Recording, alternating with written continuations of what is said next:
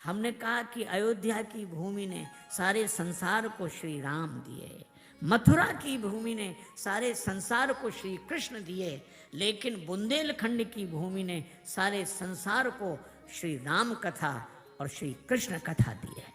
श्री तुलसीदास जी बुंदेलखंड में रामचरितमानस का प्रकाश सर्वत्र, और श्री व्यास जी हमारे जनपद जालौन में कालपी स्थान है उनका जन्म स्थान, और लोग कहते हैं कि व्यास जी का जन्म वहाँ हुआ, और श्रीमद् भागवत का लेखन जिनके द्वारा हुआ, तो सारे विश्व को बुंदेलखंड ने भागवत दी और सारे विश्व को बुंदेलखंड ने रामचरितमानस दिया। यही वो पावन भूमि बुंदेलखंड है जिसमें चित्रकूट है और ये सारा क्षेत्र है।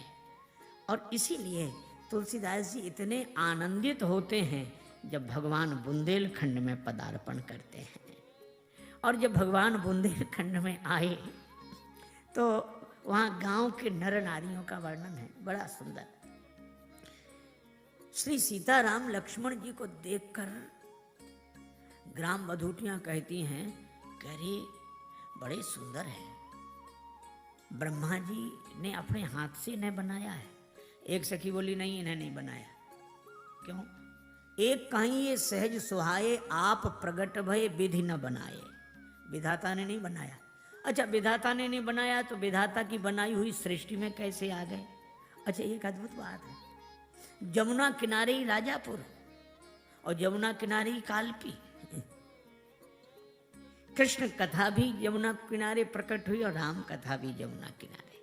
और ये भगवान से जो वार्ता करने वाली और भगवान के बारे में चर्चा करने वाली ये देवियां भी जमुना किनारे क्षेत्र की आपस में कहती हैं कि विधाता ने नहीं बनाया तो विधाता के बनाए हुए संसार में कैसे आ गए, और ये कैसे जाना कि इन्हें ब्रह्मा जी ने नहीं बनाया। वे देवियां बोली ब्रह्मा जी ने जो भी बनाया है उसमें कहीं ना कहीं कोई ना कोई कुछ ना कुछ कमी रह गई, पर इनमें कोई कमी नहीं है। रूख कल्पतरु सागर खारा, कोई कमी नहीं। जिसने वृक्ष कल्प वृक्ष को वृक्ष बना दिया, समुद्र को खारा कर दिया, कोई ना कोई कमी रह गई, इनमें कोई कमी नहीं। तो ये यहाँ आ कैसे गए? कि इनको देखकर ब्रह्मा जी के मन में हुआ कि इन जैसा बनाऊं, और जब नहीं बना सका तो तही ईर्षा बन आनी दुराए, छिपा दिया वन में। एक सखी बोली वन में छिपाया लेकिन फिर भी छिपा नहीं सके, छिपा नहीं सके। क्यों? हम ऐसी जगह छिपाते कि ब्रह्मा जी भी नहीं देख पाते। कहाँ छिपाती तू? मन में नहीं, मन में बिठा ले तो महान है चलायमान, झूमता है झूठे जग जाल के हिलोरों में, और मुख में सरस्वती के कारण बसेंगे नहीं, क्योंकि उसने ही डाला इन्हें बन के झकोरों में। बिंदु कवि एक ही है सुखद निवास गृह, तीनों ही सुपास कर लेंगे दृग कोरों में। पूतरी में राम लाल और सीपी में लखन लाल, लाड़ली जी लाल लाल डोरों के हिंडोरों में। जो मांगा पाइए विधि पाही, तो रखिए सखी आंखें न माही। ये बड़े सुंदर हैं, ये तो अभी जा रहे हैं, इन्हें रोको रोको रोको। लोगों ने देखा कि बिनु पहचान प्राण हंसते प्यारे, पर ये चले जाएंगे, रोकें कैसे?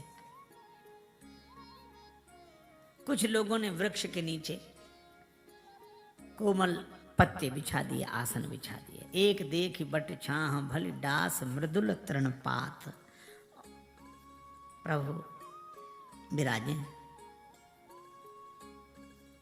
भगवान ने देखा ये आंखों में प्रेमाश्रु भर, एक क्षण के लिए विश्राम कर लीजिए, क्षण भर के लिए। कहीं गंवाई छिनक श्रम, और श्री राम जी जब बैठ गए तो यही ग्रामीण हाथ जोड़कर कहते हैं गवनव अवहीं की प्रात, आज ही चले जाओगे?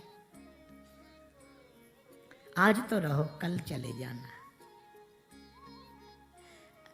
कई कई वचन मृदु ले ही नयन भरी नीर, जल लेकर आए, एक कलश भर आन ही पानी, और ये भी बुंदेली शब्द, अचैये नाथ कहीं मृदु, अचै लो महाराज, अचैये माने पान कर लो। और भगवान ने जल पिया, तब ये कहने लगे जल पीकर तुरंत नहीं चलना चाहिए, थोड़ा आराम करना चाहिए। राम जी मन में मुस्कुराते हैं, जल मांगा किसने था, और जल भी तो कहा कि महाराज मांगने से जल मिले तो फिर भारतवर्ष का गौरव कहाँ, बुंदेलखंड में जल मांगने से मिले, हम तो स्वागत में। अचैये नाथ कहीं मृदुबानी। और श्री सीता जी को सखियों ने घेर लिया, उन ग्राम बधूटियों ने घेर लिया, और बड़ा सुंदर प्रश्न पूछती हैं देवियाँ। श्री किशोरी जी से पूछती हैं, कोटि कोटि कंदर्प दर्प दमनीय, सांवले सरकार आपके कौन लगते हैं, सुमुख कहु को आहि तुम्हारे। को आए, आपके कौन हैं, को आए बुंदेली शब्द, को आए तुम्हारे। मानस में तो अपने तरह से उत्तर दिया, पर गीत की भाषा में आपकी ओर देख रहे हैं। शीस जटा और बाहु विशाल, बिलोचन लाल तिरीछी सी भौहें, तून सरासन बान धरे, तुलसी बन मार्ग में सुट सोहें, सादर बारही बार सुभाएं, चिते तुम त्यों हमरो मन मोहे, बूझति ग्राम बधु सियसों, कहो सांवरे से सखी रावरे को हैं। कौन है ये आपके? श्री सीता जी को बड़ा संकोच, तो सोचा सिर झुकाकर उत्तर दे दे।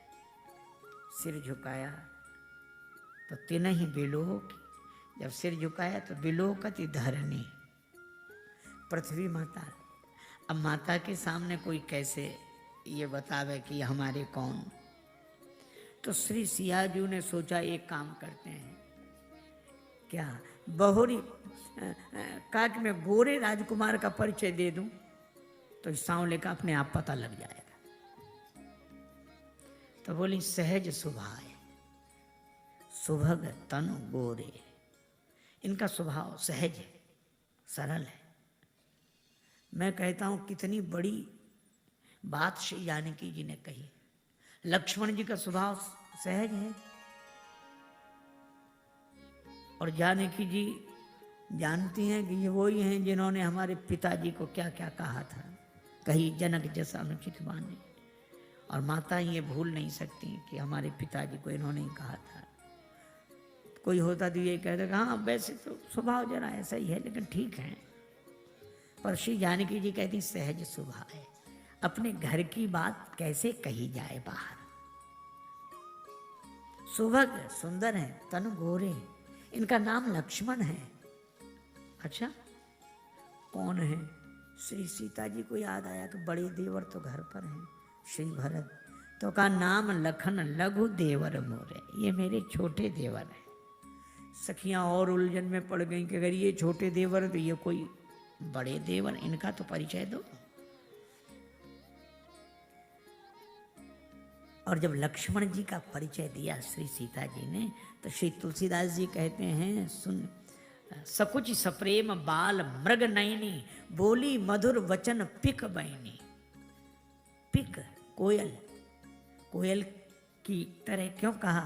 क्योंकि लक्ष्मण जी कौन हैं? सोह मदन मुनिवेश जनु रति ऋतुराज समेत। लक्ष्मण जी को बसंत की उपमा दी, और बसंत का परिचय तो कोयल ही देगी। इसीलिए बरसात में नहीं बोलती कोयल, पावस इतनी सुहावन ऋतु, कोयल नहीं बोलती। किसी ने कोयल से कहा कि बरसात में नहीं बोलती। कोयल ने कहा कि हाँ क्यों? का पावस आवत देख के गही कोकिलन मौन। अब तो दादुर बोली हैं, हमें पूछी है कौन। अब तो मेंढक बोलेंगे, हमें कौन पूछेगा। लेकिन बसंत का, अब राम जी का परिचय देने के लिए श्री सीता जी सोचती हैं क्या करूं। कबीरदास जी तो कहते हैं घूंघट के पट खोल रे तो है पीओ मिलेंगे। और श्री जानकी जी प्रभु का परिचय देने के लिए मुख पर घूंघट ही डालती, बहुरी बदन विधु अंचल ढांकी। दोनों की बात ठीक है। कबीरदास जी कहते हैं कि अज्ञान का पर्दा हटाओ, भगवान मिलेंगे।